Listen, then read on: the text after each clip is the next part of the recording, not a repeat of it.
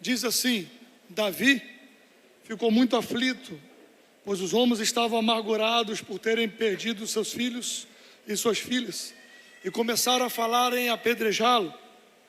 Mas Davi encontrou forças no seu Senhor.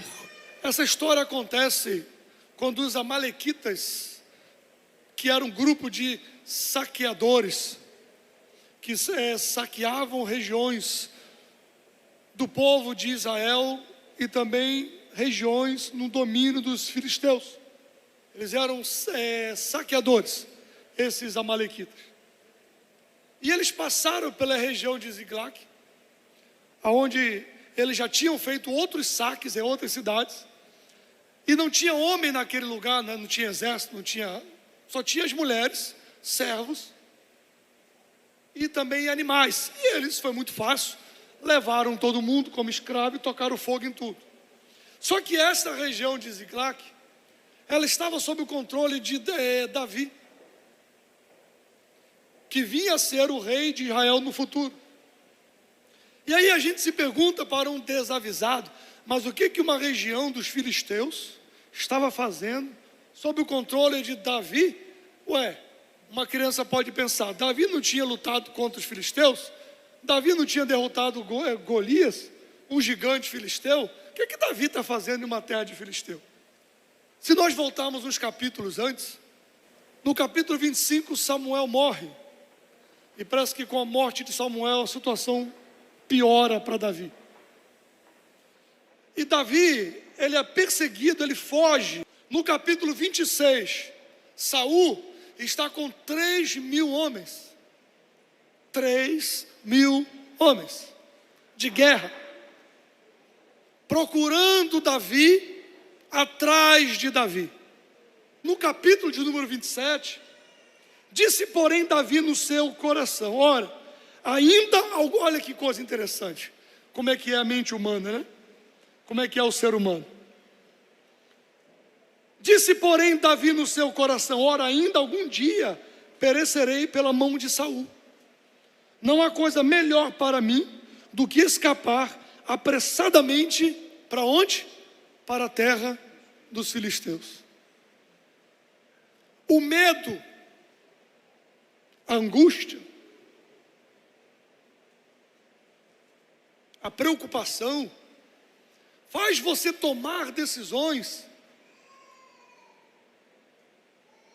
até mesmo parecem lógicas, mas não são irracionais. Davi pensa, Saul não vai me procurar na terra dos filisteus.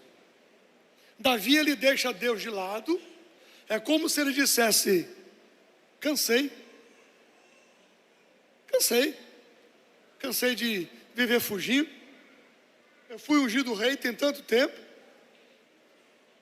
ninguém me entende, só sou perseguido, cansei, não quero mais isso. E ele disse, se eu for para a terra dos filisteus, eu vou ter paz. Saul não vai me perseguir lá, porque qualquer dia desse, ele me mata. Davi vai falar com Aquis, rei de Gate, olha, ele fala com o rei da terra do gigante filisteu, porque Golias era o filisteu de Gate.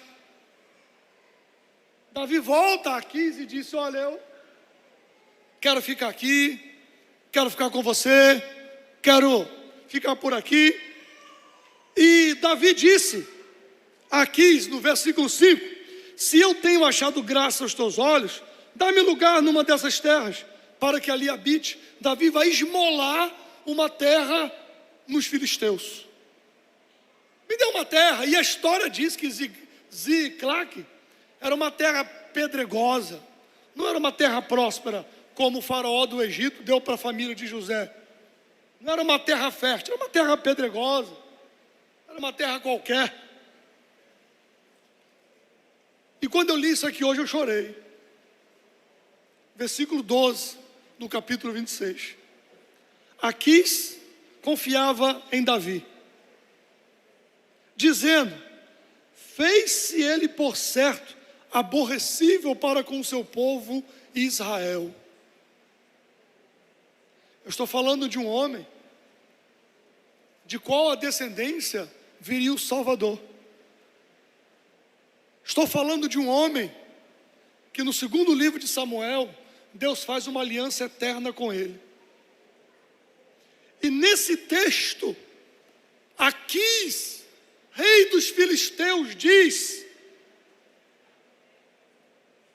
que confiava nele,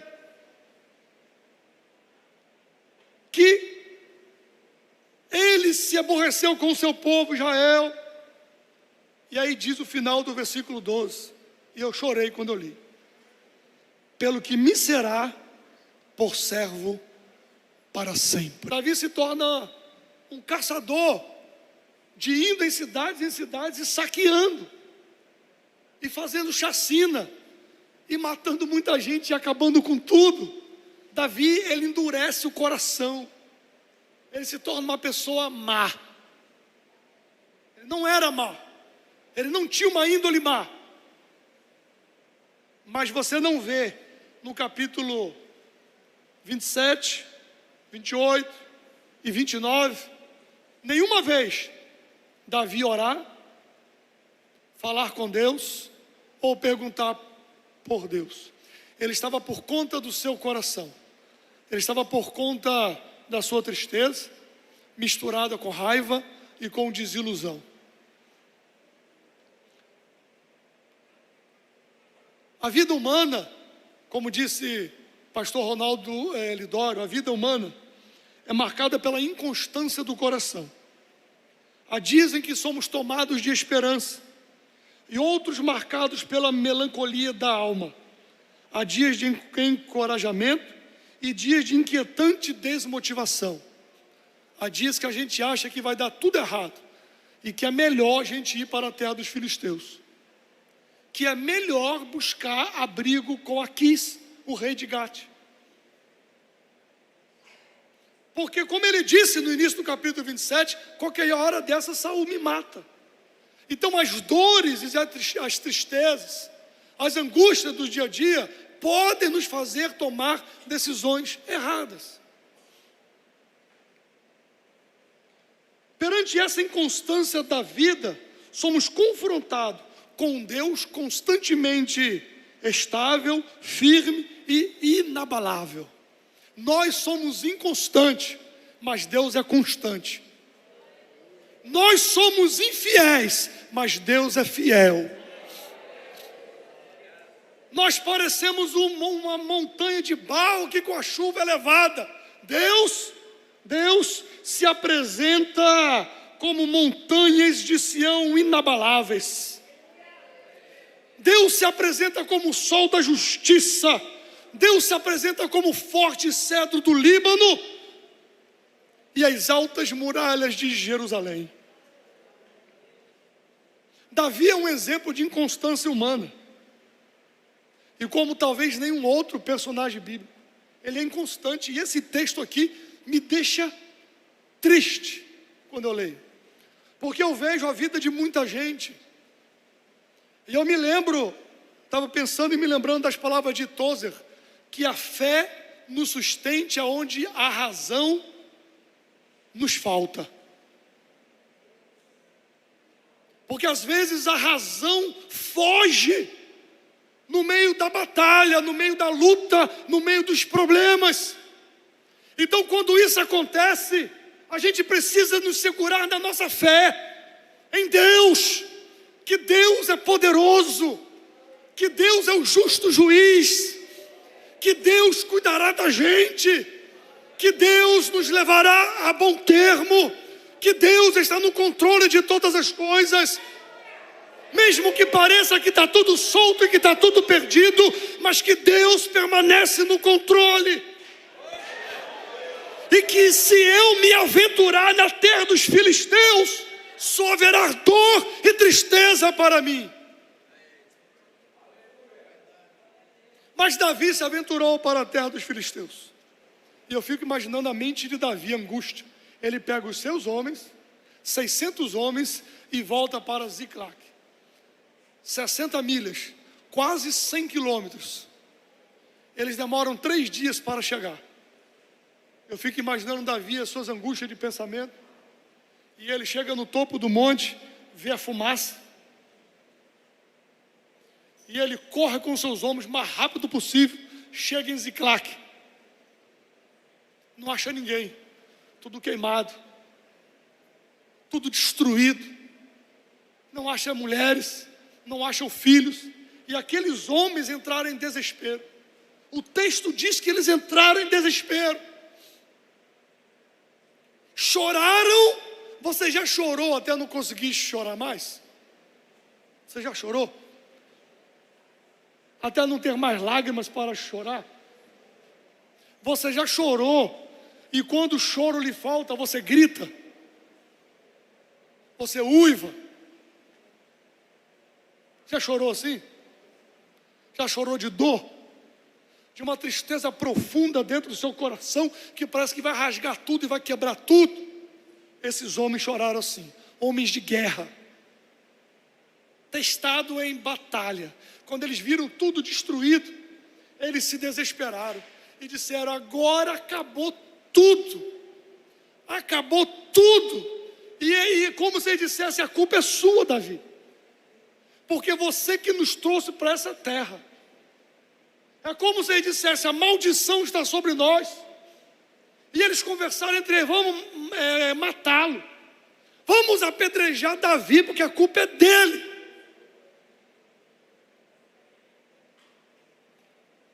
O menino ungido rei, aquele que matou um gigante, matou um urso, matou um leão, que as pessoas cantavam que Saul matou 10.000 e Davi os seus milhares,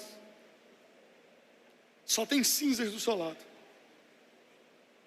porque ele andou por terras que não deveria ter andado, seguiu caminhos que não deveria ter seguido, deixou de confiar diretamente naquele que o viu por trás da malhada,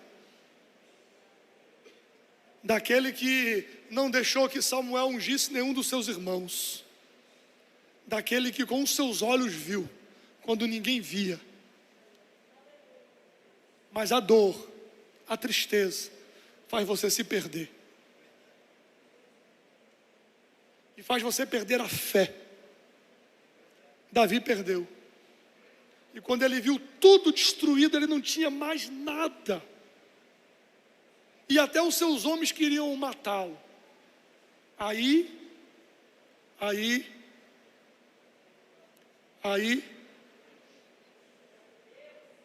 seus homens amargurados falavam em apedrejá-lo.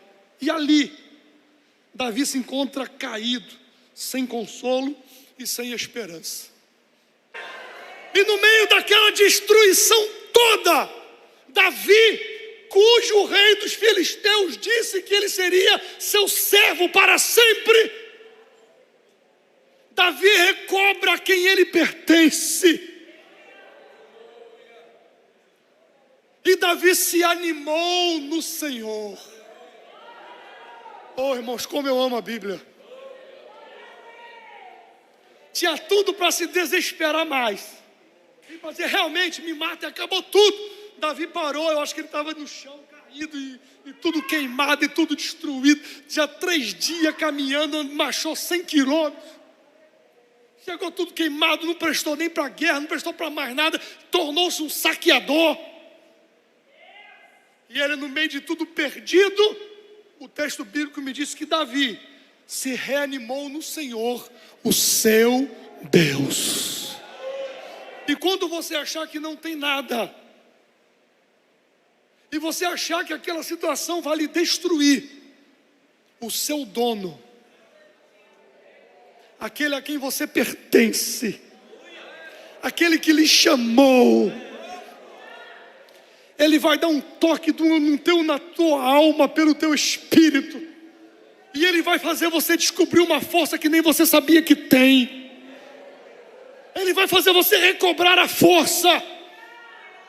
E ele vai olhar, e Davi recobra no Senhor a força. E Abiatar trouxe o éfode a Davi. Então consultou Davi o Senhor. Porque olha, irmãos, A Bíblia diz que coração contrito e quebrantado, Deus não rejeita. Deus não rejeita. Nós somos gente ruim. Nós somos pessoas ruins. Nós somos seres humanos maus. Mas quis Deus nos amar. Quis Deus estender a mão para a gente. Quis Deus nos levantar. Quis Deus nos vocacionar. Quis Deus nos chamar. Eu vou ir atrás deles ou não. Aí Deus entra na história de novo. Que até aqui ele está por conta própria. Perseguirei eu a esta tropa, alcançá-la-ei. Versículo 8. E o Senhor lhe disse: persegue-a, porque de certo a alcançarás, e tudo libertarás. Sabe o que Deus está dizendo para você? Que Ele tem o poder de trazer de volta tudo aquilo que é seu. Ele tem poder de tirar a sua casa da moradia dos filisteus. Ele tem poder, mesmo você em Ziclac. Os amalequitas levaram tudo, mas Deus tem o poder de fazer você encontrá-los, de fazer você pegar de volta tudo aquilo que é seu, e muito mais.